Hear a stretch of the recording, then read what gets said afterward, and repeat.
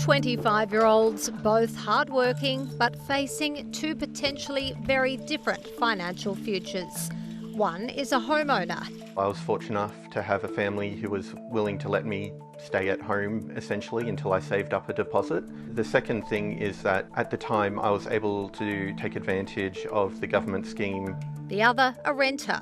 I've tried to make smart decisions. I went and got a degree. I got a job in a niche field within my degree, one that pays well, and I'm still unsure whether or not I'll be able to save enough to get a home in a reasonable time frame or at all.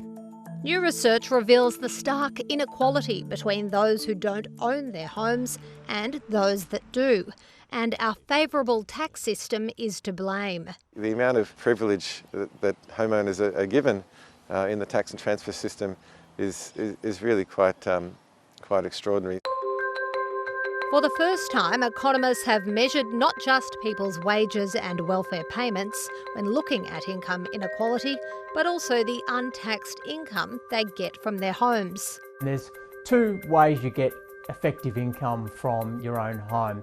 The first is you effectively pay yourself rent. The second component is the capital gain, particularly in Australia, where we've had quite substantial capital gains on property, certainly over the last 30 years. The research from UTS and Melbourne University found that while the average disposable income of outright homeowners is 34% higher than renters, when housing is counted, that income gap widens to 86%. Including that, Australia rises to become the 10th most unequal country in the OECD.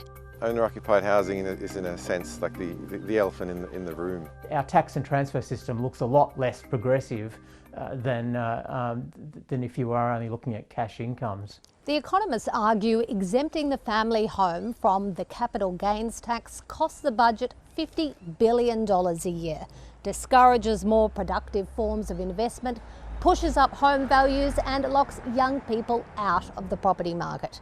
To make the system fairer, they're calling for a tax on land, wealth or the family home.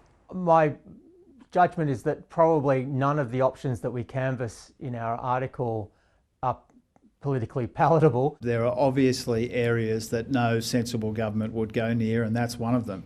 Indeed, it's an idea this young homeowner doesn't support. I already kind of pay an owner-occupier tax in the form of rates. To have rates and a tax, it just kind of feels redundant. This renter agrees. He says instead investors should pay more. I don't know many people my age who own homes, but I can think of a lot of people who are maybe double my age or so that own multiple homes and they don't need them. The report's authors think there might be a way to win those young Australians over. You may get a different response if they could see and be confident that income tax cuts would be accompanying the introduction of taxes on housing wealth in some form. A simple but far from easy fix to boost home ownership.